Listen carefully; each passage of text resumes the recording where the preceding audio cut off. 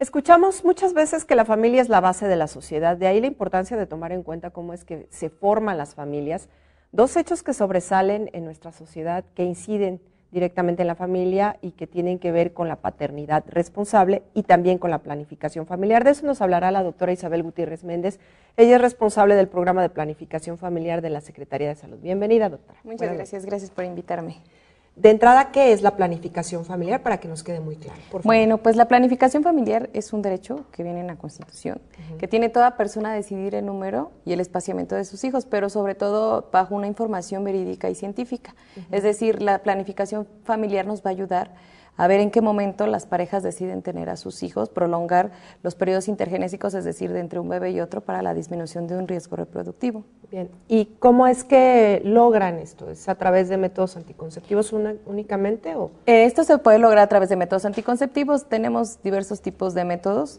Son los métodos temporales, que son los que se utilizan cierto tiempo, como son el DIU, té de cobre, el de nulíparas, el condón masculino y femenino, las pastillas anticonceptivas, el parche, el implante subdérmico, pero también manejan lo que son los métodos definitivos, que es cuando ya las parejas deciden cerrar su ciclo reproductivo. Para las mujeres tenemos la OTB, que es la oclusión tubaria, y para los hombres tenemos la vasectomía, que hoy en día ya se utiliza una técnica muy mejorada, que es la ya técnica sin bisturí y que es con anestesia local, y les va muy bien a los varones que desean ya cerrar su ciclo reproductivo.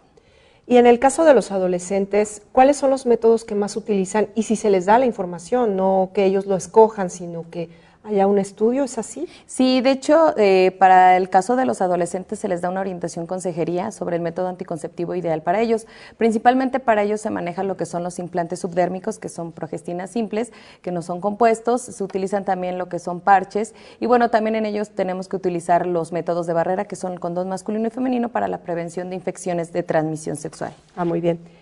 Y en el caso, por ejemplo, de que ya hubiera un embarazo en adolescentes, ¿cuáles son los riesgos que presentan las jóvenes? Pues los riesgos principalmente es la muerte. Es el riesgo número uno que presentan la muerte, no solamente de la madre adolescente, sino también del producto.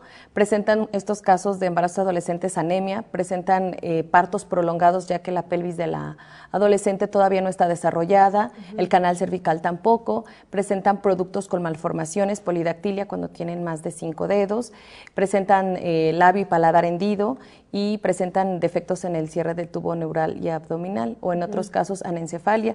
Incrementa el índice de abortos, el mayor número de abortos nos los da el grupo de adolescentes. Y bueno, pues hay otras complicaciones, ¿no? Pueden ser hasta psicológicas, rechazo social, rechazo económico, rechazo del bebé, pero bueno, dentro de las principales son los principal riesgo, la muerte. Claro, y bueno, recientemente, incluso aquí dimos esta información, que en Tlaxcala se avanzaba en este tema, es decir, que a nivel nacional ocupábamos un lugar diferente en el tema del embarazo adolescente. Háblenos de esto. Tlaxcala en el 2012 estaba considerado como el lugar número 16 en cuanto a índice de embarazo adolescente. Gracias a todas las estrategias y a las acciones que en conjunto con el gobierno se han estado manejando, bueno, Tlaxcala ahora ya ocupa el lugar número 18, se ha podido descender en 1.6% el índice del embarazo en adolescentes.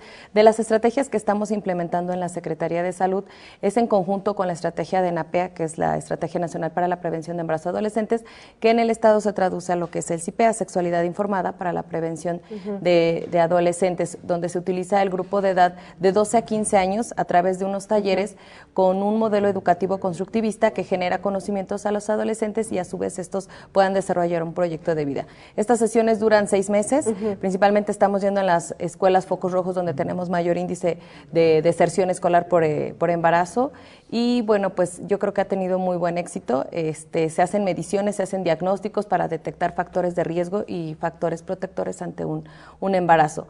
Otro proyecto que se está manejando ya es también lo que es el IPEU, que es la Información para la Prevención de un Embarazo Universitario. Sabemos que a lo mejor se sale un poquito de rango de edad porque ya es hasta los 24 años, pero bueno, sin embargo queremos reducir porque bueno, a muchos de estos adolescentes ya no terminan sus carreras, se quedan truncadas. Entonces, en ese grupo de edad, bueno, ya se les da otro tipo de contexto de información sobre la prevención de este embarazo.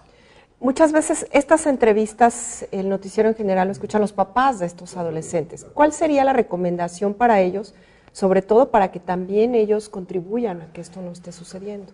Pues la información, más que nada la información, todos los centros de salud se capacitan año con año sobre estos temas. La base fundamental en los adolescentes es que tengan una buena educación sexual y aquellos padres que desean conocer o necesitan información, que se acerquen a los centros de salud, a los hospitales donde tenemos los módulos de planificación familiar, donde ahí se les dará la información verídica, correcta y científica sobre todas las dudas, los temas. Y bueno, pues también yo creo que hoy en día también los padres ya son más modernos y creo que ya tienen mayor apertura a hablar de estos temas, que en realidad se tiene que hablar desde nivel preescolar. Desde preescolar. Desde preescolar, obviamente son diferentes contextos, pero bueno, desde nivel preescolar es donde ya tenemos que empezar a hablarles sobre temas de sexualidad a nuestros hijos. Todas estas dudas, bueno, porque muchas veces no se sabe como padres cómo abordar este tema, todas esas dudas con ustedes en los centros de salud. En los centros de salud, inclusive también en las escuelas se da la capacitación a los padres y a los maestros. Bien, bien, perfecto. Bueno, pues muchísimas gracias por hablarnos de este tema, la planificación familiar y las acciones que han realizado en la Secretaría. Muchas gracias. Muchas gracias por invitarme. Gracias, buenas noches.